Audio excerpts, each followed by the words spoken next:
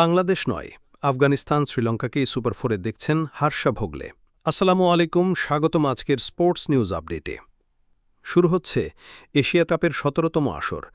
আফগানিস্তান হংকংয়ের ম্যাচ দিয়ে পর্দা উঠতে যাচ্ছে এই আসরের।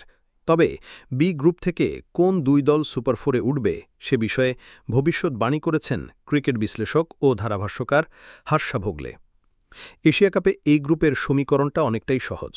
গ্রুপে শক্তিশালী ভারত পাকিস্তানের সঙ্গে বাকি দুই দল ওমান ও স্বাগতিক সংযুক্ত আরব আমিরাত।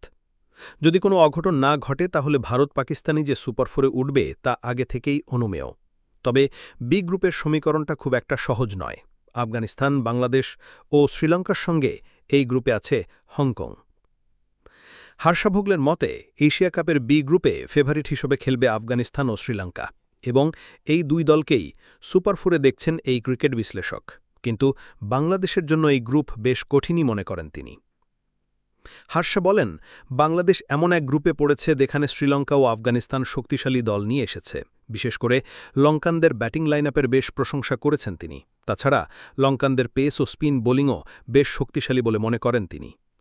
হার্ষা ভোগলে বলেন, বাংলাদেশ কঠিন গ্রুপে আছে, কারণ আফগানিস্তান ও শ্রীলঙ্কা খুবই ভালো স্কোয়াড সাজিয়েছে।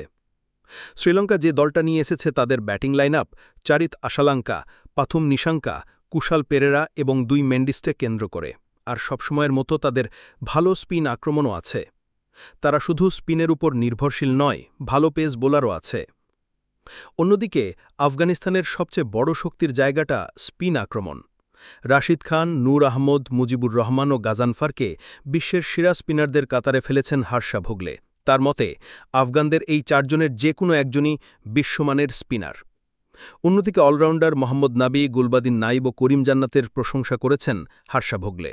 তিনি মনে করেন ফ্র্যাঞ্চাইজি ক্রিকেটের চেয়ে দেশের হয়ে খেলার সময় এই ক্রিকেটাররা বেশি কার্যকর হয়ে ওঠেন।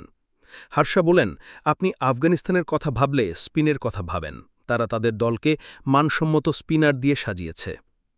রাশিদ, নূর, গাজনফর, মুজিব, আপনি এই চারজনের মধ্যে যে কাউকে বেছে নিন, আপনার কাছে বিশ্বমানের খেলোয়াড় আছে। তারা অলরাউন্ডারদের কাছ থেকে সেরাটা বের করে আনতে পারে। আমি বলছি মোহাম্মদ নাবি, গুলবাদিন নাইব ও করিম জান্নাতের কথা। যখন তারা আফগানিস্তানের হয়ে খেলে তখন তারা ফ্র্যাঞ্চাইজি ক্রিকেটে যখন খেলে তার চেয়ে পুরাই ভিন্ন খেলোয়াড়।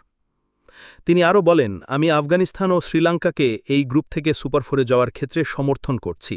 আমার কাছে মনে হচ্ছে বি গ্রুপে আফগানিস্তান ও শ্রীলঙ্কা ফেভারিট হিসাবে শুরু করছে। কিন্তু যেমনটা আমি বলেছি, এটা বাংলাদেশের জন্য একটা বড় টুর্নামেন্ট। এখানে ভালো করতে হলে তাদের লঙ্কা আফগান কঠিন পরীক্ষায় জয়ী হতে হবে। আপনার কাছে কি মনে হয়, বাংলাদেশ কি পারবে সুপার ফোরে খেলতে? কমেন্টে জানাবেন নাকি।